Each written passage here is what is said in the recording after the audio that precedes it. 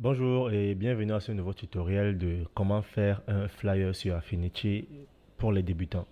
Dans ce tutoriel, vous allez apprendre à faire beaucoup de choses, notamment la composition, les effets de texte, comme ces ombres-ci, des formes et la typographie et comment générer un QR code.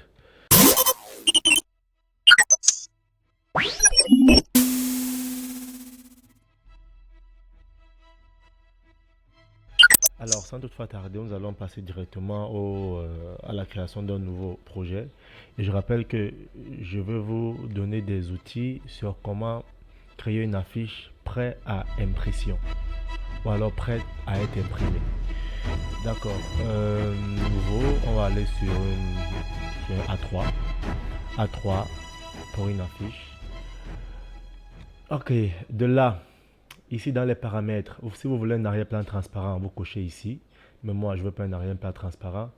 Le type d'insertion d'image.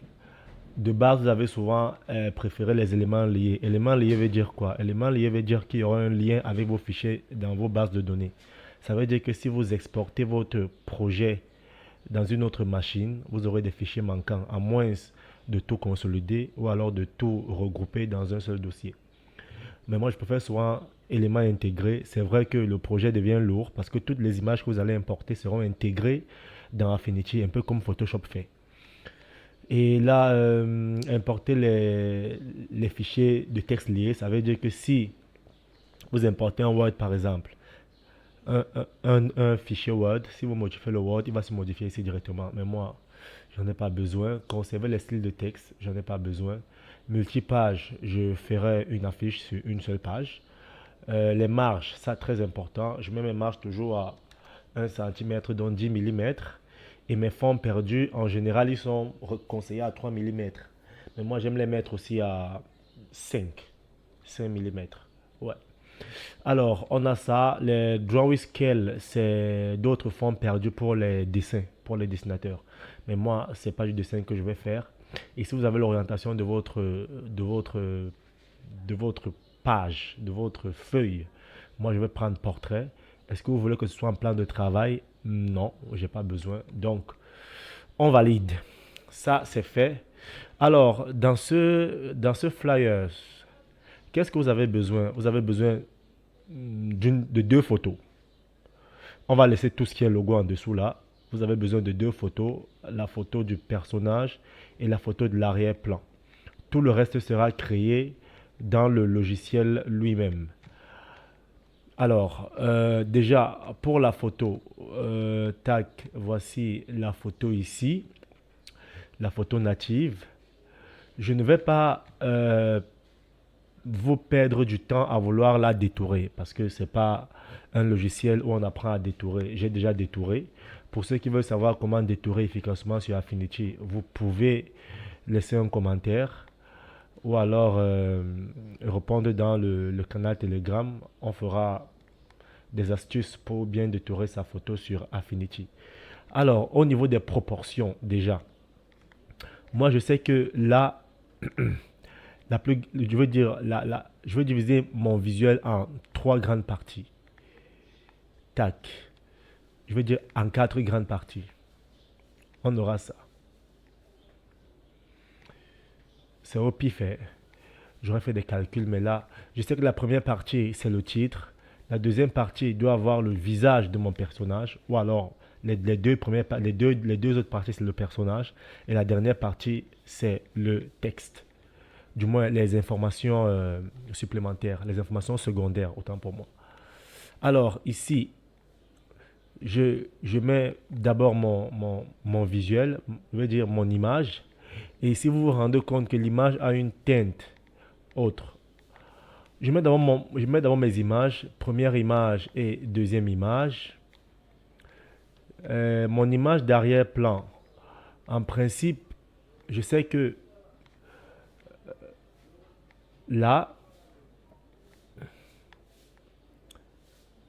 tac, je peux très vite ici créer l'ombre, même si après ça ne va pas me servir puisqu'il y aura un dégradé de noir. Je vais affiner au fur et à mesure. D'accord, qu'est-ce qu'on a? Ici, on se rend compte que mon image Mon image ici a a une teinte de dégradé au-dessus. Vous venez dans votre image, vous venez dans dans les réglages. Euh, Courbe de transfert de dégradé. Tac. Vous, vous la, sur Photoshop, on dit, vous la mettez en écrétage. Vous l'écrétez sur votre image et vous venez sur les paramètres, vous choisissez votre dégradé. Moi, en l'occurrence ici, qu'est-ce que j'avais? J'avais le bleu et une sorte de jaune. Alors, je dis ici, si j'inverse, je prends ici, je dis, je veux une sorte de jaune. Ça veut dire que dans mes tons foncés, on aura du bleu et dans mes tons clairs, on aura du jaune. Qu'est-ce qu'on avait comme bleu? On avait aussi du blanc quelque part.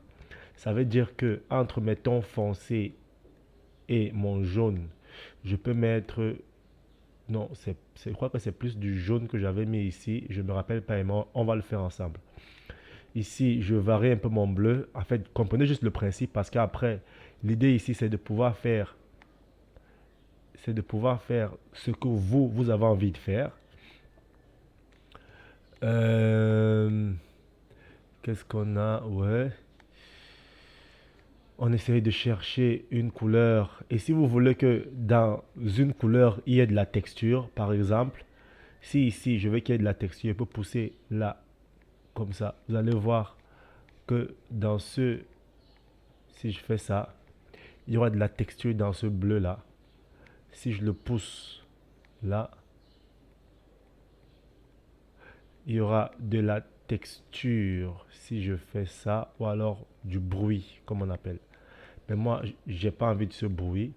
Moi, je suis là en train de chercher la couleur qui va matcher. Alors, du bleu vers le jaune. Si ici, je prends plutôt un bleu qui va dans ce sens-là et que je le rends un peu plus noir, là, ça sera vraiment au pif, hein, à chacun de chercher la couleur qu'il va utiliser. Mais vous allez vous rendre compte que j'essaye d'être dans cette vague de couleurs là. J'essaye d'être dans cette vague de couleurs-ci. J'essaye d'être dans cette vague de couleurs-ci. Ou alors, on va dire, euh, on va dire que j'essaie.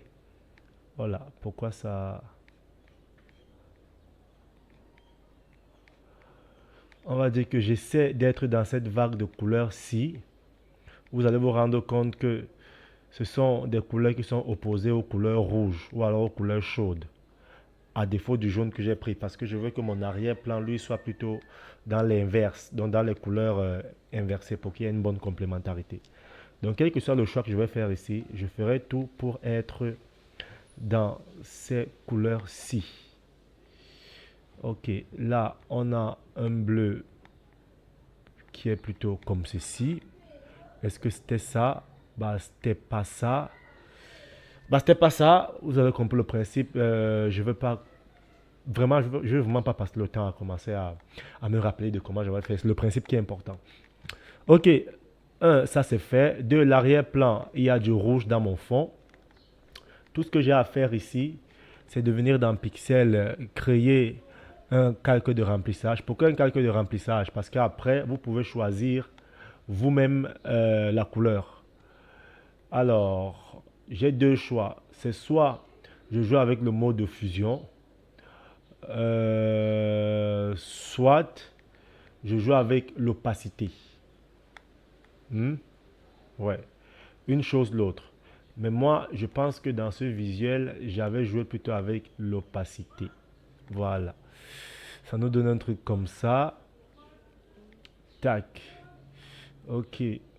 On a le personnage là. Alors, une autre chose, c'est cette couleur-là. Cette couleur ce soleil que j'ai créé là. C'est tout simple. Vous prenez votre outil de brush ou alors pinceau, comme vous voulez. Vous augmentez Vous augmentez la taille.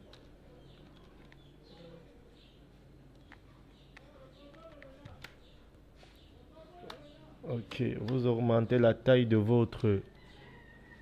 Qu'est-ce qui se passe avec mon clavier? Le clavier s'il bloque souvent tout seul. Vous augmentez la taille de votre pinceau là.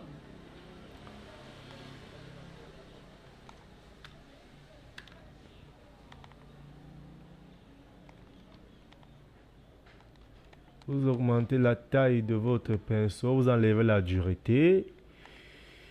Et comme d'habitude, moi je vous dis, au lieu d'utiliser les masques, utilisez plutôt les calques de remplissage. Je mets un calque de remplissage, je choisis ma couleur jaunâtre. De là, j'ai ma couleur jaunâtre. Je mets je mets je mets un masque.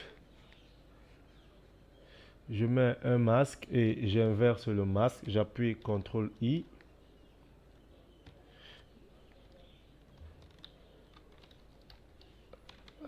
Pourquoi le clavier s'il va me déranger comme ça aujourd'hui? Je viens sur mon masque, je l'inverse. Pourquoi ce clavier veut me déranger? Ah bref. On va le faire à main levée. J'inverse le masque. Je reviens sur ma brush. Je me rassure bien que je suis sur le blanc parce que le blanc c'est pour ajouter des pixels et le noir c'est pour enlever des pixels. Donc ça veut dire que si je clique sur du blanc, j'ajoute mon jaune. Et si j'inverse, je pars sur du noir, j'enlève plutôt mon jaune. D'accord? Alors je me mets sur du blanc et je pense avoir créé deux types de lumière. Ça veut dire j'avais créé une lumière. La première lumière avait une densité moins forte pour dessiner et dans le même calque et elle était plus grosse. Tac. Et la deuxième plus petite mais avait une densité plus forte, ce qui a donné un truc comme ça. Si ça vous dit, vous pouvez ajouter jusqu'à ce que vous ayez ce que vous voulez. Moi, je vous montre juste la procédure pour y arriver. Donc, après, il faudrait que, vous affinez vous-même en fonction de votre créativité. Alors, n'oubliez jamais de faire le petit contrôle S, d'accord? Je viens dans mon dossier tuto affiche by Affinity. J'écris là tuto affiche. Alors, on a déjà nos deux éléments. J'avoue, la couleur là ne me parle pas trop. Je crois que ici, le bleu-ci était plutôt vert.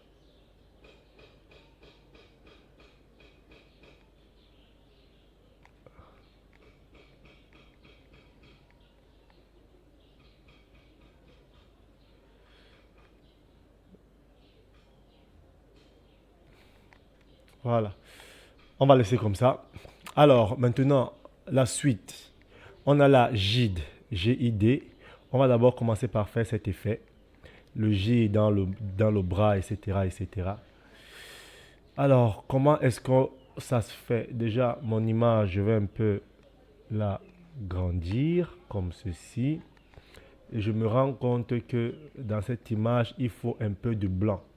Donc, si je viens dans mon masque, je pars plutôt vers du blanc comme ça pour faire un petit effet sépia. Ouais, là, je pense que on commence à se rapprocher vers quelque chose.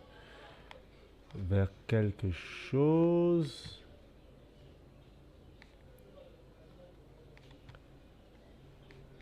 On commence à se rapprocher de plus en plus vers quelque chose d'intéressant. D'accord. Alors maintenant, Gide, vous prenez votre outil texte, vous définissez une taille, vous mettez J. Je pense que la police c'est old school quelque chose. Je crois que je l'avais mis dans mes favoris ici. C'est elle là. Maintenant, je pense que c'est maintenant, je vois inline. Je pense que c'est celle-ci. Voilà, c'est elle. D'accord. On a là, on met la police en blanc. Ok. Là, on commence à faire les calculs. Ici, on a bien envie que le J entre dans le bras et qu'il passe derrière la tête. Déjà, on essaie de mettre, de dupliquer ici. On met I. Oh, sorry. On met I. On duplique. Et ici, on met D. D'accord, on commence à travailler avec le J d'abord. On voit ici, on veut que le J, il passe derrière la tête et contourne le chapeau. Bref, qu'il soit derrière, qu'il entre la tête et le bras. Donc, vous essayez de calculer aussi ça ici. Quand vous regardez le tracé ici, vous voyez bien que ça va, que le J va entrer ici. Je pense que jusque là, on est bon. Le reste sera derrière. Ce que vous faites, c'est que vous créez un masque. Bon, on a déjà toutes les lettres. Moi, je vous conseille de les grouper pour avoir un seul masque. Vous allez comprendre pourquoi. CTRL G, vous groupez, vous appelez ici JID. Dans ce JID, vous mettez un masque. Ça veut dire que dans chaque lettre, vous allez travailler avec le même masque, au lieu d'avoir 3 masques. Alors, premier masque, vous sélectionnez les pixels, de votre personnage. Il va vous permettre à créer des délimitations. Et vous allez effacer en prenant votre outil pinceau. Ici, on a besoin de dureté. Vous allez effacer parce que là, c'est mon personnage qui est sélectionné. Donc, si j'efface à l'intérieur, si je me mets en noir, on a dit le noir, c'est pour effacer, c'est pour enlever des pixels. Si je me mets, je veux plutôt effacer. Mais moi, je n'ai pas envie d'effacer ce qui passe dedans. Et déjà, je me rends compte que ici, bon, je me rends compte que mon J a un problème parce qu'il faut qu'il vienne toucher bien l'angle ici. On va recommencer par le repositionner au préalable. On prend le J, on le soulève. Alors, d'accord. On vient sur notre masque. On vient sur notre bouche. Déjà, tout ce qui est ici dehors, on va enlever. Tout ce qui est ici. On appuie X pour repartir vers le blanc. On ajoute ce petit pixel qui est quitté ici. Alors, ça, c'est d'un. Maintenant, on doit enlever le petit bout-ci. On repart sur X le noir. Et si on veut que ça traverse comme ça, je pense que c'est ça qui était ici. Non, c'est pas ça.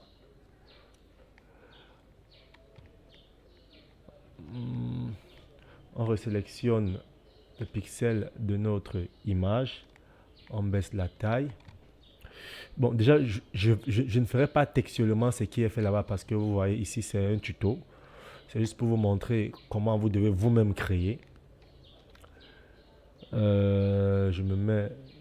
J'ajoute le pixel ici pour enlever la délimitation. Alors, première chose de fait, le I est devant. On incline un peu le I. On sélectionne, on fait une petite rotation au pif. Et le D, comment il se comporte? Je pense que le D était dans le pied, d'accord?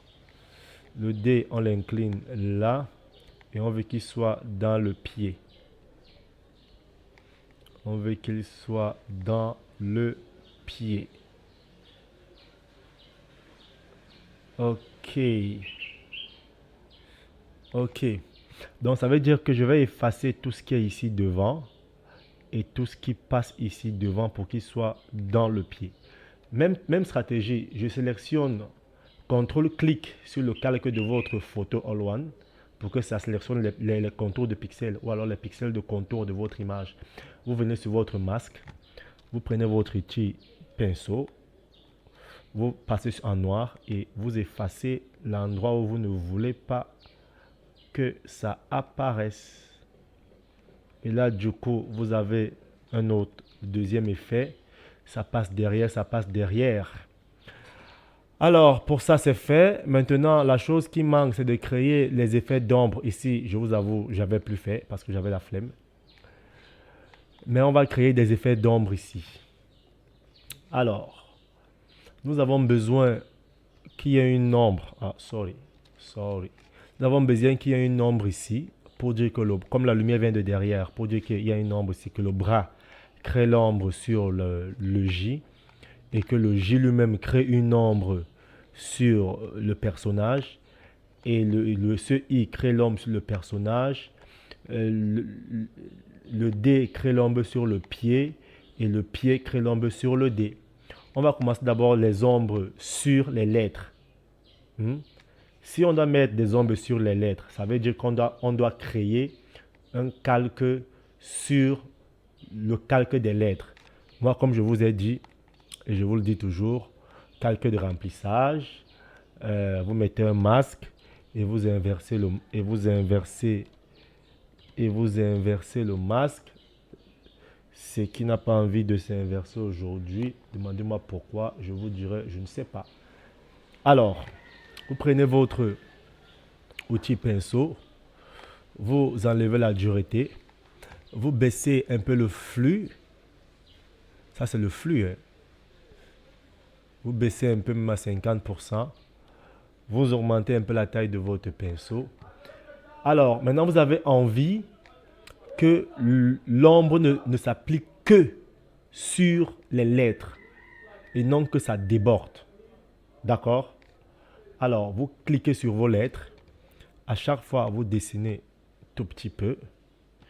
Là, c'est très fort. Je baisse encore même l'opacité. Je dessine comme ça. Tac. Je viens là. Je dessine comme ça. Tac. Ok. J'ai ça. Maintenant, j'ai la possibilité de venir sur mon calque, de venir dans les paramètres de... J'ai la possibilité de venir là et de dire par exemple, si je vois que cette ombre est trop, je viens sur mon calque ici, je prends ma brush, je resélectionne mes textes, je pars sur le blanc et je supprime un tout petit peu. Les ombres n'y allaient jamais brutalement. Plus elles sont douces, plus l'effet sort mieux. Je repars sur du noir, j'essaye d'ajouter un tout petit peu, c'est-à-dire pour créer des bonnes transitions là. Tac, on a ceci. Maintenant, j'ai envie de créer l'ombre sur le personnage. Ça veut dire qu'il faut que je crée un calque sur le personnage. Je peux utiliser le même. Ça, on va appeler ça ombre sur le texte. Je peux utiliser le même, puisque le calque de l'ombre sur le texte est au-dessus de tout le monde. Donc, je peux en même temps mettre l'ombre sur le texte, en même temps mettre l'ombre sur le personnage. Mais quand je vais vouloir mettre l'ombre sur le personnage, étant donné qu'il est sur le texte, il va aussi toucher le texte. Je peux bidouiller, sélectionner le texte, inverser, pour que ça ne touche pas, les choses comme ça. Mais je vous conseille toujours d'avoir la possibilité la possibilité de modification de vos propres éléments. Là, s'il y a un retour, vous savez comment faire directement. J'ai créé un nouveau remplissage.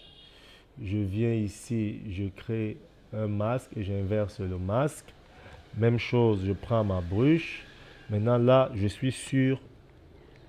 Je veux toujours... Je sélectionne là. Là, je crée du noir. Là, je crée du noir. Là, je crée du noir. Je me rends compte que c'est un peu fort. Je peux venir là sur mon calque, je baisse l'opacité. Et je viens affiner un tout petit peu.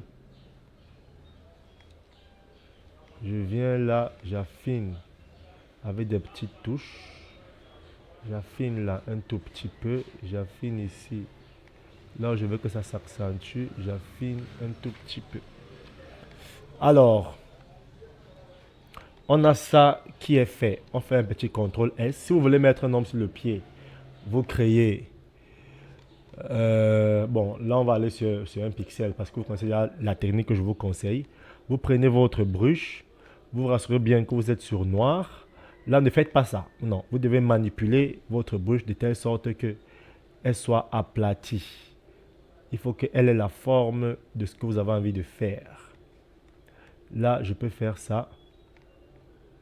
Je peux faire ça. Par exemple, je baisse la taille ici. Et ici, je viens. Vous voyez, là, j'ai un pixel. Je crée un masque pour venir un peu supprimer. Je me mets en noir. Je supprime un peu les choses qui ne m'intéressent pas. Par exemple, et je me remets en blanc pour ajouter un peu les choses que je trouve intéressantes. Par exemple, vous pouvez avoir ça et décider après que vous mettez un effet de flou encore, mais comme je vous dis, vous n'aurez même pas besoin de cette ombre et vous allez comprendre pourquoi. Maintenant, la dernière chose pour les ombres sont toujours en produit. Je mets en produit. D'accord, ça c'est fait. Maintenant, qu'est-ce qui manque? On va écrire Journée internationale de la danse et mettre de l'effet sur du texte. Allons-y, écrire, on va dire journée internationale. Qu'est-ce que je suis en train d'écrire là? Je sélectionne le texte ici. Je viens là, je colle. Je cherche ma police. Je pense que c'est Moga, si je ne me trompe pas. Oui, vous devez avoir vos polices en tête. Les polices que vous utilisez beaucoup. Vous devez les avoir en tête. Je vois certaines qui me disent, mais il connaît toutes les polices. Non, je ne connais pas toutes les polices. Je connais les polices que j'utilise constamment. Parce que ce sont les polices qui m'inspirent. Alors, on met en blanc. Là, on a journée internationale. Ici en bas, on met de la danse. Déjà, je mets toutes les premières lettres en majuscule. Ne me demandez pas pourquoi. Je ne sais pas. Je mets toutes les premières lettres en majuscule. Voilà. Alors, il y a une faute ici internationale. Qu'est-ce qu'il nous propose? International. D'accord. On a compris. Grand boss. Alors, vous voyez, ce texte, il n'est pas droit. Il y a un effet de perspective. Ici, la perspective ressort. Ici, elle ressort. Donc, je vais faire l'effet sur le texte. Je mets sur le premier texte. Ça, c'est quoi? Ça, c'est des filtres, je pense. Oui, des filtres. On cherche perspective. Tac. Je me suis mis sur quoi là? Je prends mon effet perspective, je mets sur mon texte. Sur mon texte. Voilà. Et là, je peux venir ici. J'affiche la grille. Non. Je peux venir. Pourquoi ça va me faire? Pourquoi ça va me déranger ça?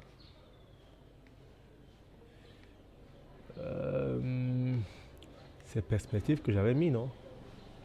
Sauf si je suis en train de dire, ouais, c'est perspective. C'est ça.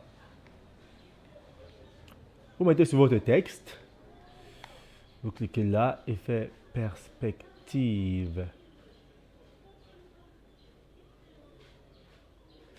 Et là, vous pouvez agrandir là. Vous cliquez sur le coin et vous agrandissez là. Ça vous crée... Oh oh. Ça vous crée un petit effet sympa. Et vous venez sur de la danse. Vous faites pareil. Non. Lui, il est vénère, l'effet là. Maintenant, ici, je veux plutôt que perspective, ça sorte plutôt vers l'extérieur. Voilà. Voici la base de ce qu'on a. Maintenant, de la danse est en dessous. Je le mets en dessous. Donc, ça veut dire que journée est au-dessus. je le fais bien sortir au-dessus. Alors, là, vous avez déjà vos paramètres de votre texte, mais vous n'avez pas encore l'effet. L'effet ne se ressent pas encore parce qu'il n'y a pas d'ombre. Pour avoir du réalisme, il faut de l'ombre et la lumière. S'il y a juste la lumière sans ombre, on a cet objet plat comme vous voyez là. On n'a pas de profondeur. Alors, on a besoin de mettre l'ombre pour montrer que journée est au-dessus de la danse. Moi, je vous déconseille dans ce genre de manipulation de venir souvent sur vos éléments, trucs, et après vous venez ombre externe. Non. Moi, je vous déconseille de faire ça. Je peux faire que, en tant que les créateurs que vous êtes, que, que vous puissiez vous-même avoir la maniabilité sur vos propres outils. Donc, on va dessiner une ombre. Comment on va dessiner une ombre? On va prendre une forme. On peut basculer soit on crée notre calque de remplissage. On le met entre les deux. On lui met un masque. Et après, CTRL-I, on inverse. Mais il refuse d'inverser. Il est inversé, mais pourquoi il n'affiche pas? Alors, maintenant, on a envie que l'ombre soit seulement sur les E. Soit on sélectionne notre de la danse et on prend notre outil de brush. On peut réinitialiser notre forme de pinceau. Là, on enlève la durabilité. Et on vient dire qu'ici, on veut l'ombre comme ça. Par exemple, on peut dire qu'on veut ça. Vous pouvez faire ça. Maintenant, après, vous venez sur le blanc, vous affinez un peu, vous affinez. Mais moi, ce n'est pas ce que j'avais fait. C'est pas ce que j'avais fait. Je vous montre ce que moi j'avais fait pour que l'ombre soit vraiment dessinée comme ça et qu'il soit subtil. J'avais créé, j'étais venu dans vecteur là, j'ai créé une forme.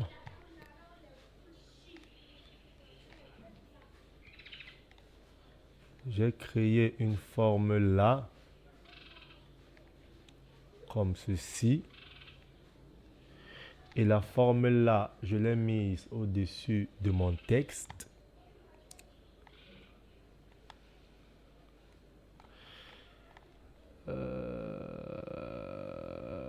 Voilà, j'avais créé une forme comme ceci. Regardez bien ce qui est en train de se passer. J'ai créé une forme comme ceci.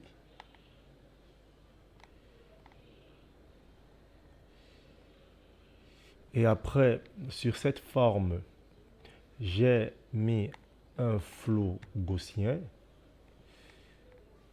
Je conserve l'alpha. Non, pas d'alpha. J'ai mis un flou gaussien, comme ça. L'avantage, c'est que Affinity, tous les objets sont dynamiques. Donc, ne vous inquiétez jamais. Tous les objets restent dynamiques. Maintenant, ce que j'avais fait, si je me rappelle bien, c'est d'avoir mis dans comme ceci. J'ai mis un écritage encore dans mon texte. Et là, ça fait que comme vous avez la possibilité de retoucher comme ça vos paramètres, vous pouvez tout retoucher. Maintenant, je voulais que au début, ce soit gros et à la fin, ça disparaisse au fur et à mesure. Un truc comme ça. Et vous voyez que là, il y a une sorte de dégradé. Ça, comme ici, c'est plus proche du texte et là-bas, ça disparaît. J'ai créé cet effet-là pour que ça donne, pour que l'œil ait cette impression-là. Alors, on a ça et maintenant, on va créer des formes sur lesquelles on va mettre du texte. Je ne sais pas si je dois vous montrer comment on crée du forme ou si on met du texte parce qu'après, c'est facile. Bon, pas que c'est facile, mais c'est des formes quoi. Vous prenez un carré, vous le mettez là, vous choisissez la couleur et après vous prenez votre texte, vous écrivez dessus. Donc, pour gagner en temps, je vais juste vous montrer comment j'ai fait l'ombre Je vais copier ceci. Je vais copier ceci. Je vais les copier comme ça. Je vais les mettre ici. Et je les mets en dessous des textes, mais au-dessus.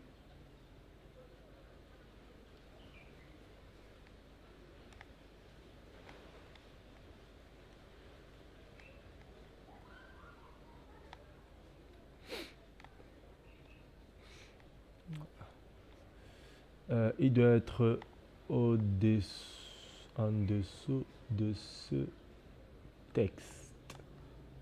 Si on ferme ici, et je me rends compte que mon personnage et mon texte et tous ces éléments doivent diminuer parce qu'ils me cachent la vue.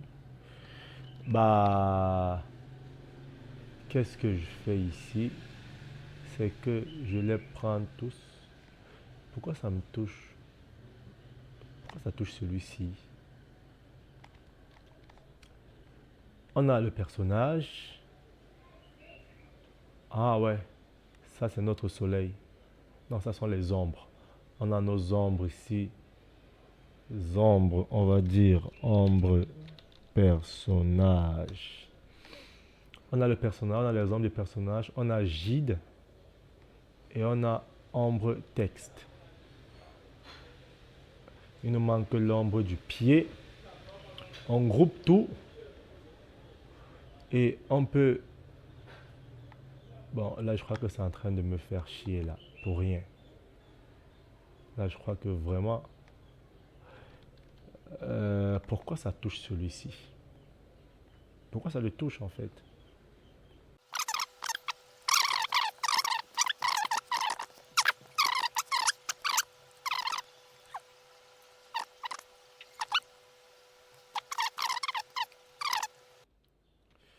Si on vient sur les calculs de remplissage, sur les ombres là, on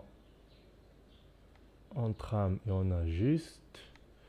On vient ici, on trame et on ajuste. Je pense que j'aurai plus ce genre de problème, en principe. Ah, c'était les calques. C'était les calques de remplissage. Voilà. Vous avez vu comment on résout ce genre de problème. Alors, nous sommes là. Là, on a un problème avec les icônes, mais sans vous mentir, c'est pas vraiment ça nos plus gros problèmes. Je vais vous montrer comment je me suis pris. Ça, c'est ça le problème avec quand vous ouvrez un projet d'une version à une autre, ça vous donne généralement tous ces artefacts là qui sont pas très beaux à voir. Ils sont pas très beaux à voir.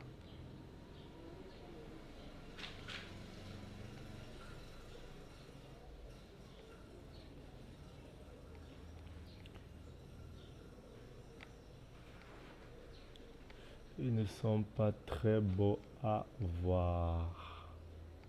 Celui-là est où? C'est lui ici, non? Non, il est ici. Il est ici. Now, toi. Toi, toi, toi, toi. Te voici. Ok. Alors, comment j'avais fait les ombres sur ça? C'est le même procédé. Vous allez voir, c'est le même procédé. Ici, c'est foncé et là-bas, ça disparaît. C'est le même principe que j'avais fait. Donc, j'ai toujours créé ici une forme. J'ai créé ici une forme puisque j'ai envie de dire que ça va disparaître. Donc, je crée une forme comme ceci pour montrer comment ça va disparaître.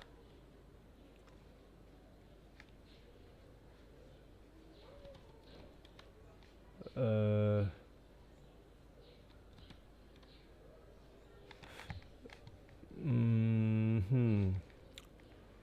Je crée une forme. Je crée une forme comme ceci. Et je mets la forme sur mes éléments où j'ai envie qu'il soit. J'enlève le contour. Je mets ma forme en noir. J'enlève le contour. Je mets ma forme en noir. Je viens ici, je prends, j'augmente comme ça, je diminue ici. Même principe, flot gaussien. J'augmente l'effet du flot gaussien. Maintenant, moi j'ai envie que l'ombre se retrouve dans un des éléments sans toutefois qu'il se retrouve au milieu des éléments.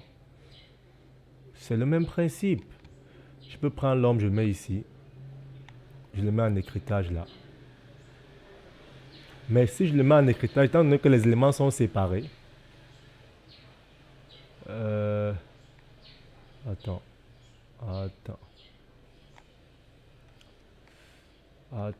Tac.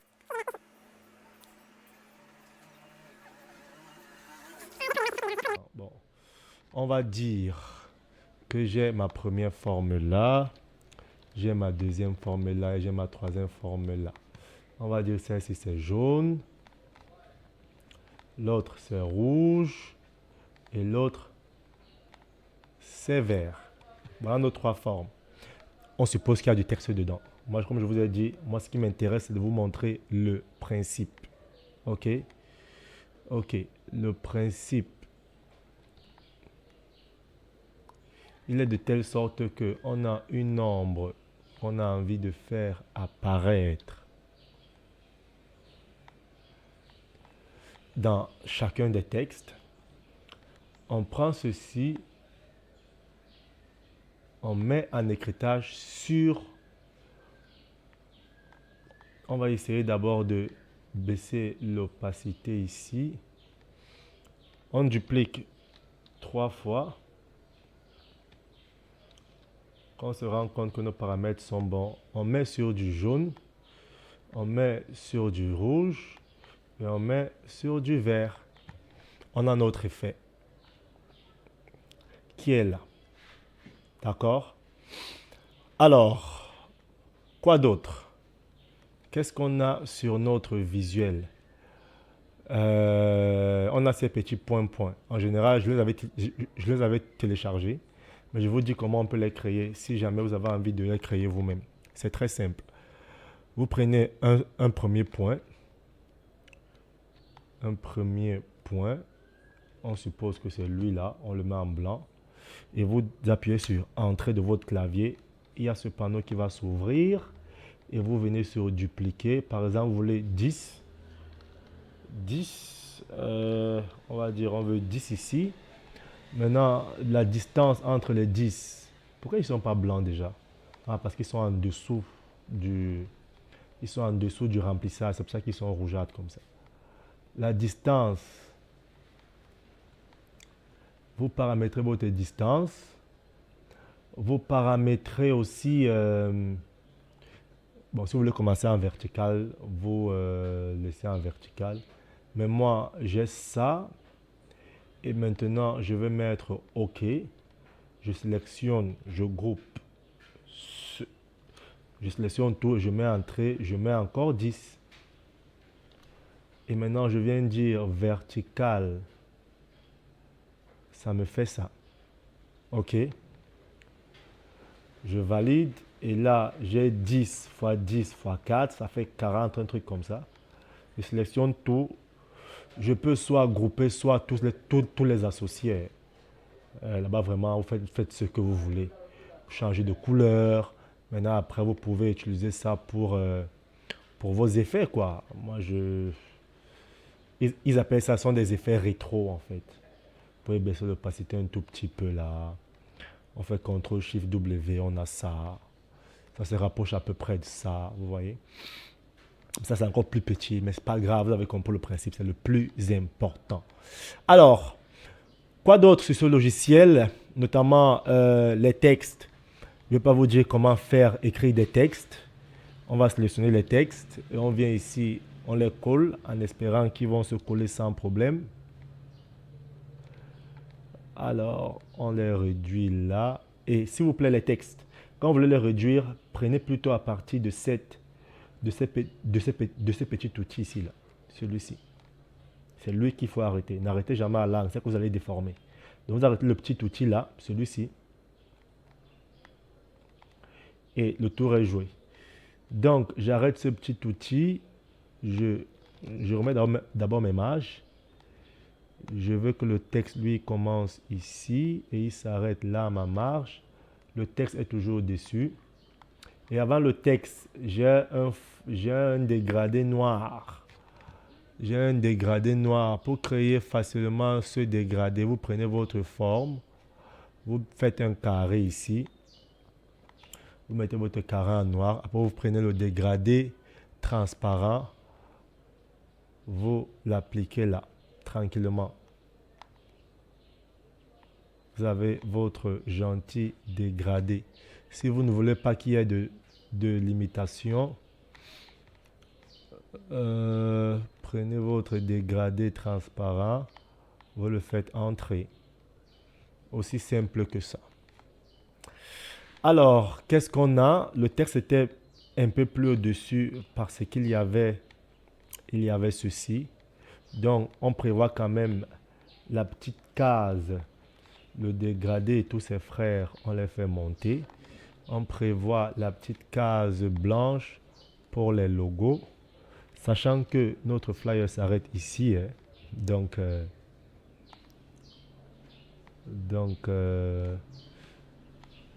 Alors, on a notre flyer qui s'arrête là. On a ceci. On peut encore baisser un peu notre famille dégradé et texte, comme ceci. Alors, on a ce texte-là et cette ligne.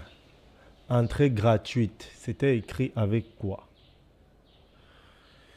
Bon, je vous montre comment j'ai fait. Bon, comment j'ai fait, parce que lui, entrée gratuite, lui, de prime abord, lui n'a pas de problème. Lui, il est écrit normalement comme un texte peut être écrit. Hein. Après, j'ai dessiné... Après, j'ai dessiné seulement une ligne en dessous. Oui, je sais, je vais le faire. Je copie, c'est quoi la police? Javacom. Javacom, je viens là. Non. Bon, je crois que toi, je vais te verrouiller parce que sinon tu vas me déranger à la longue. On dit Javacom. Javacom. D'accord. On a là entrée gratuite qui est en blanc. J'avais mis une lueur externe. Lueur externe, blanche.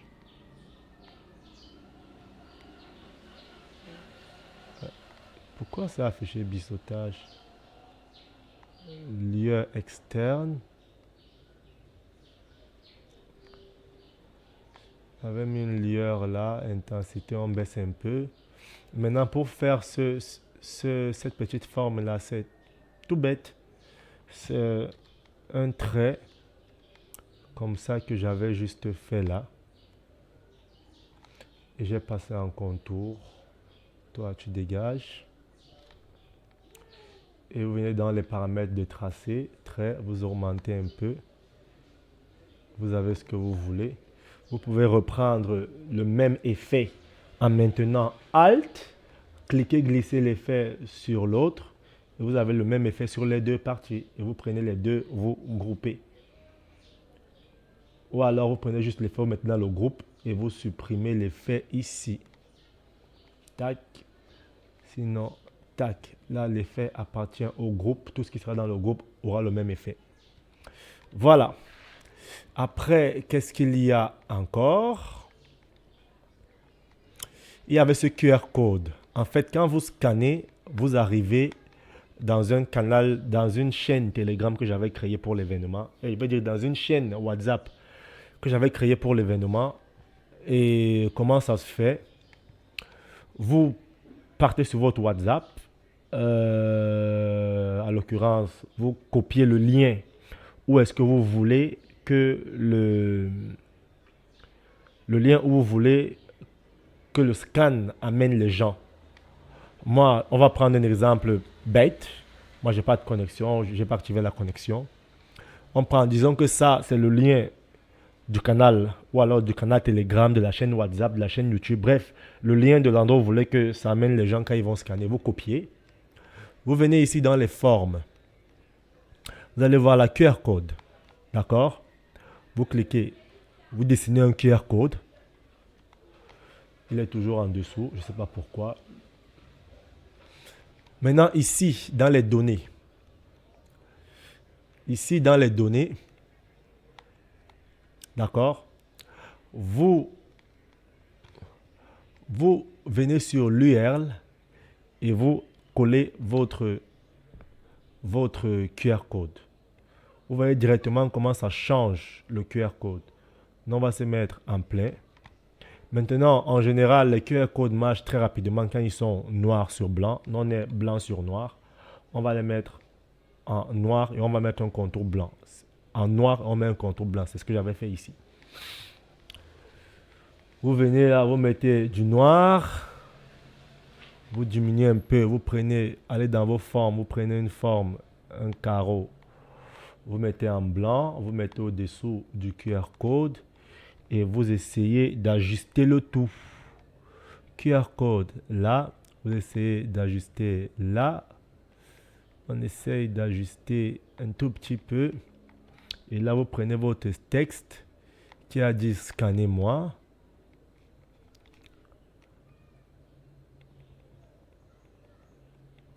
Vous copiez votre scannez-moi.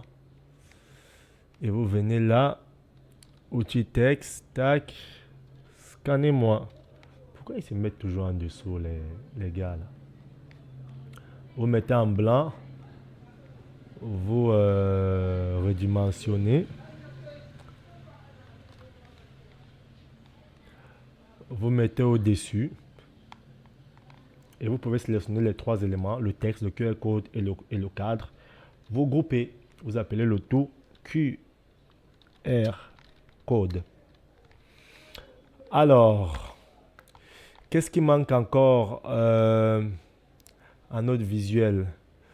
On va arrêter de parler de texte parce que le texte, on copie, on colle. Les logos, vous copiez, vous collez. Les logos, vous disposez comme vous voulez. Donc, en grosso modo, c'est un peu une méthode qui vous permettra de créer facilement votre affiche ou votre flyer destiné à l'impression. Maintenant que nous sommes destinés à l'impression, comment vous devez exporter votre élément qui est destiné à l'impression? Nous avons paramétré nos fonds perdus aujourd'hui qui sont de 3 mm.